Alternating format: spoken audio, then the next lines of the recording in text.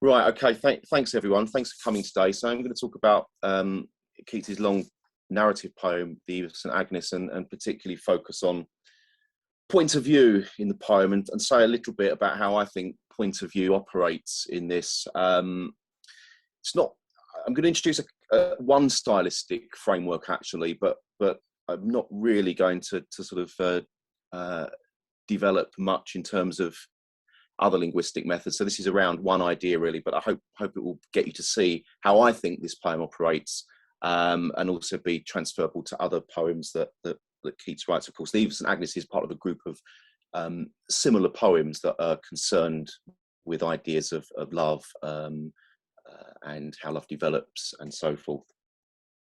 So I'm guessing you'll know what the poem is about because you're here or teaching it. If you don't, I'll sum it up very quickly. The poem is set in a castle where Madeline, one of a pair of lovers, is currently based, and there's a party about to start. Madeline is full of this sort of fairy fancy where she imagines or she thinks she'll go to bed that evening, and if she goes through this sort of superstitious act because it's St Agnes Eve, she'll see her future husband appear at the end of the bed. So that's sort of one part of the story. The other part involves Porphyro, who's the second lover, who is, to put it crudely, not really interested in sort of the supernatural side, just wants to get to Madeline, and he comes racing across the moors and enters the castle and ends up at Madeline's bed. And eventually the lovers sort of escape into this storm. There's a very obvious ambiguity about how we're meant to interpret the poem, which I think actually is a lot to do with how point of view it manifests itself across the text.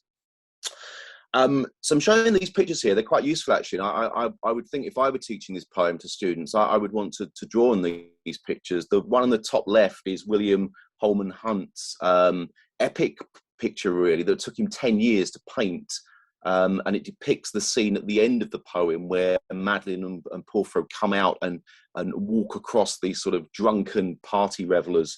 The one on the top right is John Everett Millais, the very famous artist. His representation of Madeline only. And the one on the bottom is Arthur Hughes's. I think this is probably the most interesting one to do with point of view, because of course we have various kinds of perspectives here. We sort of aligned on the left-hand side with Porphyro coming into the castle, racing across the moor. The one in the middle, of course, is a sort of detached perspective of the lovers at bed. And the final one is very similar to William Holman Hunt's, and again provides a kind of detached perspective on these events. And I think this is a very cinematic poem anyway, as some contemporary criticism points out. So I'll come back to possibly some of the things raised in here in a little while.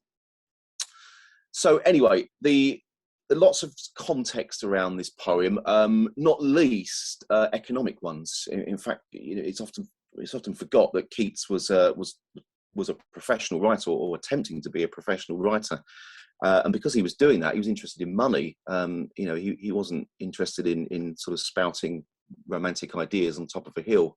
And there's an economic context behind the Eve of St Agnes, in that previous poems had failed to make much money, and he was certainly aware, according to Zach Leader anyway, certainly aware of a need to attract a larger audience of poetry readers. Famously, he was asked to make this poem more suitable to females, and if women readers, and if you know the poem, you'll probably see that it's not quite that. And Keats himself, of course, was quite anti that sort of idea. But it's an interesting point that this was written to be a commercial poem. That's the important thing. Lots of people have said lots of things around the sort of the biographical context, I suppose. Keats's relationship with Fanny Brawne. It's a poem which is very much around sexual awakening and union, maybe linked to that relationship, but also attaches itself to other contexts and themes and ideas that appear in similar poems such as Lamia, La Belle de Son Merci, and Isabella, or the Pot of Basil, such as the tension between male desire and the female objectified, the romantic imagination, and degrees of sort of maturity and immaturity around sexual feelings, and adequacies or inadequacies around women. Heidi Thompson actually calls this Keats's most sexually controversial poem, and I think that's right. And certainly the bedside scene, which can be interpreted in lots of different ways, would support that. And there's also a whole body of work which presents contrasting ideas around how we're meant to react to these characters. Is Madeline a victim, or actually is she part of the problem itself? Is she a seducer, as is suggested in one particular, or by one particular critic? And I'll come back to that at the end, because how we are positioned to interpret these characters, I think, is left quite remarkably ambiguous, and there are different ways and different readings that we can adopt. And the cinematic qualities, I mentioned that earlier, but the cinematic qualities have been highlighted by a number of Keats's contemporaries in particular. And it's no surprise that as we move through the 19th century, Victorian painters, as we saw earlier, are interested in visualizing or giving their own perspectives or points of view about how this poem should be interpreted. So here's a little bit of stylistics then. This is a quite classic model now in contemporary stylistics. This particular taxonomy comes from Paul Simpson's 1993 book, but iterations of it can be found in the work of Boris Uspensky, the Russian formalist, and also Roger Fowler as well. And it distinguishes between different kinds of point of view. And I'll just explain each of them and then exemplify with reference to the poem. So the first type of point of view we can talk about is on the spatial plane, and that is, as it suggests, that the sort of the position we adopt in relative to the events being depicted in space. So this is similar to a camera angle that can move around, identify one particular part of the scene, or move to another part, and so on. The temporal plane relates to the sense of point of view through time. Now, in terms of language, that's often shown through tense, of course. So we can present something in the past tense or present tense, or project a sort of future set of events. And the third is the psychological plane, which relates to how events are mediated through a specific fictional consciousness. So this is the idea of a character's point of view, that we can, in any narrative event, be given a certain character's sense of what's going on and their viewpoint, so we're almost inside their mind.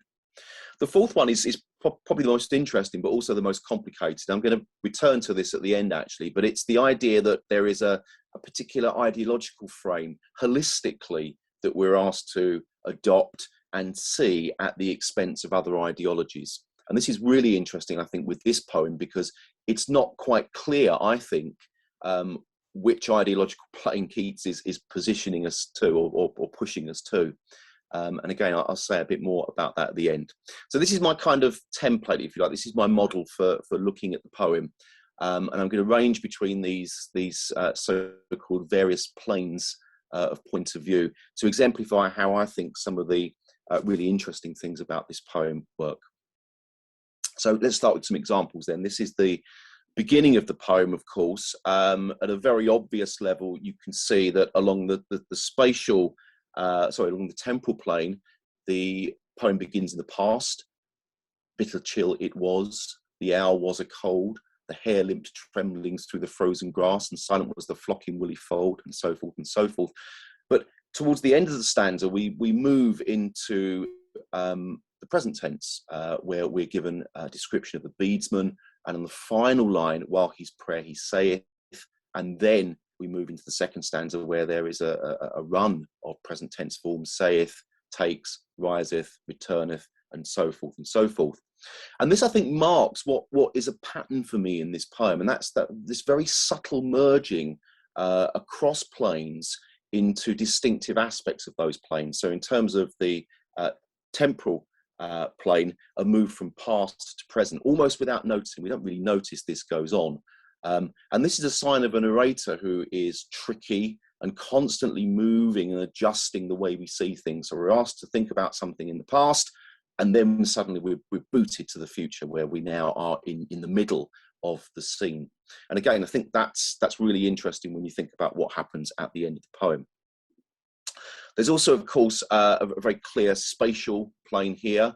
So we get phrases such as through the frozen grass, past the Sweet Virgin's picture, and then we get this sort of path that the beadsman takes that we follow as he moves along the chapel, the sculptured dead, the knights, ladies praying in dumb oratories, and so forth and so forth and so forth.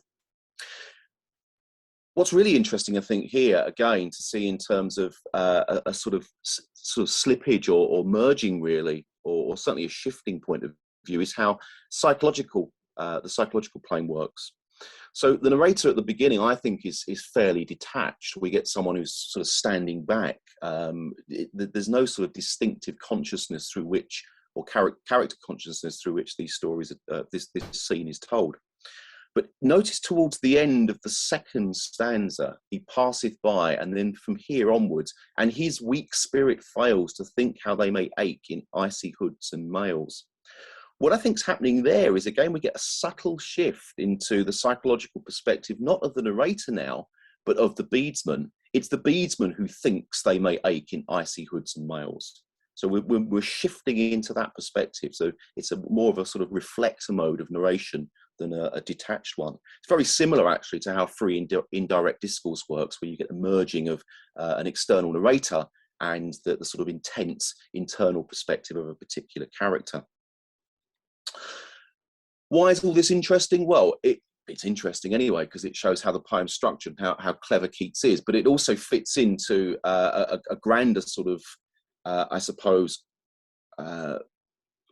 poetical context, really, or manifesto for poetry. Keats is, of course, very good at having manifestos for how poetry and poem should work.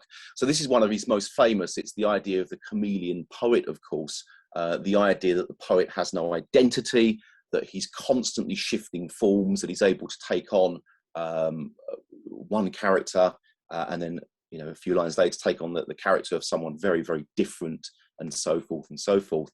And this kind of hints at the sort of shifting that you saw from in the second stanza of the poem, and I think underlines much of what goes on in the remainder of the poem as well, where we get these shifts between viewpoints, not just temporal and spatial shifts, but actual psychological shifts. We're asked at one point of view, Madeline's perspective, at the other, Porphyro's perspective, and then the narrator stands back and invites us to see things at, I suppose, a more global level, in a similar way to I suppose, William Holman Hunt's picture at the beginning.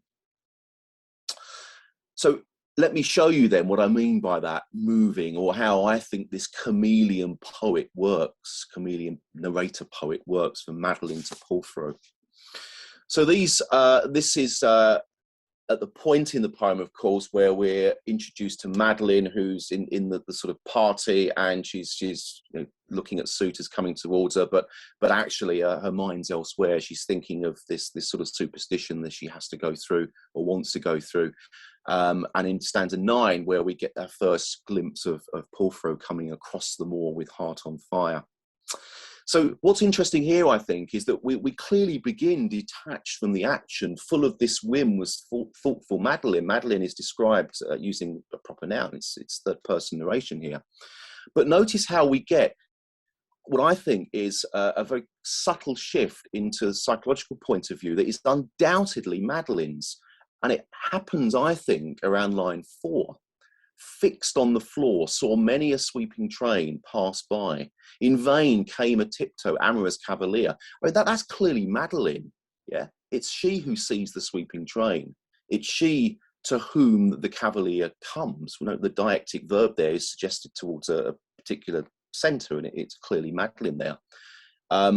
It's clear also that the sort of sentiment around St Agnes Eve is hers, the sweetest of the year. That's her perspective. It's not the narrator who thinks it's the sweetest of the year.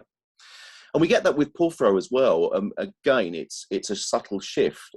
Initially with stanza 9, we get this detached perspective of him, wonderfully full of energy. I mean, he really is a sort of wonderfully attractive character in dynamic terms. He runs across the moor, stands and implores to give him sight of Madeline. And it's really there, I think, we get that shift. It's he who wants to gaze and worship. It's he who wants to speak, kneel, touch and kiss. In sooth, such things have been. And it happens again, most famously, I think, in these two stanzas here. So this is the moment where Porphyro actually has managed to be smuggled in into Madeline's chamber, of course, and he's hiding in a closet, and watches his lover get undressed and get into bed. So again, there's a kind of movement in and out, I think, here. Certainly at the end of stanza 25, Porphyro grew faint, so she knelt, so pure a thing, so free from mortal taint. Whose perspective is that? I would argue there's a conflation of perspectives here, where it's both external narrator, but also Porphyro's. And very clearly, at least to me, what's happening in stanza 26 is from the perspective of Porphyro here. This is him who is watching Madeline. But interestingly, of course, there's a sort of embeddedness of narration, because we are being told to position ourselves or align ourselves with a narrative perspective of someone watching this, and so align to it ourselves. But it's clearly Porphyro here talking. We're now in his consciousness. And this doesn't go unnoticed. And here's some sort of lit crit on this. The first one is from a book that I did a few years ago now, on a chapter of which was focused on the Eve of St Agnes. And I argue that, you know, the way the sort of dialectic positioning is working here, we're being asked to align ourselves very clearly to take on this perspective. It's he who sees the pearls as wreathed, the jewels as warm, the bodice as fragrant, etc. We're being asked to invited to share that view of Madeline. The narrator now is backgrounded. And Marjorie Levinson actually puts it a bit more crudely, actually, and a bit more simply. Voyeurs ourselves, we watch another voyeur, Keats, watching another Porphyro, watching a woman who broods voluptuously upon herself. And I think that's it's a nice way of conceptualizing what's going on here in terms of Keats's style. The end of the poem, of course, we get various kinds of shifts. Most notably, I think there's quite a bit of sort of trickery going on here. Most notably, the narrator tells us that all this happened in the past. So there's a shift along the temporal plane. The narrator tells us that what was really intense and intimate and interesting and passionate and wonderful about this is now gone. It's dead. You know, the lovers who we saw in this sort of state of wonder are now gone. We don't know what's happened to them. And death is everywhere, of course. The baron, the warrior guests, we're told the beadsman is now among his ashes cold, and so forth. And so there's a kind of zooming out then along various planes, I would say, psychologically, temporally, and spatially. And what's also interesting, there's an ambiguity around what happens to Madeline and Porphyro, of course, and how we're expected to react to that. And so this sense of, you know, moving in and out and not being quite clear where things are, and being, you know, pushed in to adopt one position and then being told that that's now gone, I think can be sort of aligned to the poem more generally. And I'm just going to give you this as a way really of thinking about the poem structure more generally. It's a very basic pattern or schema, a schema being a sort of basic template of experience around in and out, about things moving in and out, moving into something and then moving out. And I think it would be a nice, possibly quite an interesting way to work with students, to get them to think about the various kinds of in and outness that exist in this poem, not just in terms of point of view, but also in terms of plot and also thematically as well. And here are just some examples, you know, I can think of. The narrator leads us into the story world. Madeline's trapped in the castle. The party enters. Madeline takes herself out upstairs. Porphyro comes in. He's taken into Madeline's chamber. He hides in the closet. She falls in and out of sleep. Porphyro watches her. Porphyro enters a state of imaginative bliss or reverie. They physically come together. You know, however you read that, they escape out of the castle, and we're taken out of that story world. And that leads us back to that zooming out of narrative perspective that I mentioned earlier. And if you like a bit of context as well, you might like this. This is, again, a very famous letter that Keats wrote to Fanny Brawne on the 3rd of July, 1819. It's accompanied by Pierre Auguste Coates, depiction of the poem called The Storm, or depiction of the end of the poem, which is very different actually to the ones we saw at the beginning. But again, there's a sense here of in and outness. I wish we could, Keats says to Fanny Bourne, I wish that I could feel, or I could feel with more delight in 3 days with you. And we sort of, if we had this moment where we were captured in time and only had ourselves, that would be a wonderful thing. And if you know Keats's other poems, of course, that's a motif that occurs constantly, most notably, I think, in Lamia, where the 2 lovers find themselves in the sort of doorway where they're externalized from the rest of the world. And it's as soon as they come out of that doorway, of course, that they are prone to being destroyed. So senses of being in and out are quite important. And I want to end by saying just a couple of additional points, really. The first is this sort of around poetic point of view, or what I might call poetic point of view. And I think that there's all these the sort of stylistic manifestations of point of view can be considered at a more global thematic level, because I think what we're being invited to attend to also in this poem is the power of the poet's ability and the narrator's ability to resurrect long lost images, the lovers that are long dead, the beadsman that's been dead a long time ago, the coldness of the castle. It's through the poet's telling, or the narrator's telling, that those things are given vitality and imagination, only to be revealed, of course, at the end that those things are long gone. And again, a bit of sort of context in terms of Keats's letters here. Again, a very famous letter to Benjamin Bailey, where Keats remarks on the ability of stories to do that. Stories are actually better than real experiences, because stories we can come back to again and again and again. And the imagination is much more powerful than the real thing. And that's you may be aware, a real tension in Keats. What's better, that which is experienced or that which is imagined but not quite real. And so finally then, I mentioned sort of trying to bring this back to ideological point of view as well. So I want to sort of dwell a bit on that here, my final slide. Point of view to me seems integral to Keats's purpose in this poem. We've got the sort of imaginative point of view, the otherness, the chameleon poet, the poetic vision, the trickery that we see in terms of spatial and temporal parameters that are first defined for us and then we move away from and into very quickly. I talked about that sort of schema of in and out. But it's also at the sort of ideological level here that I think this makes for a fascinating poem.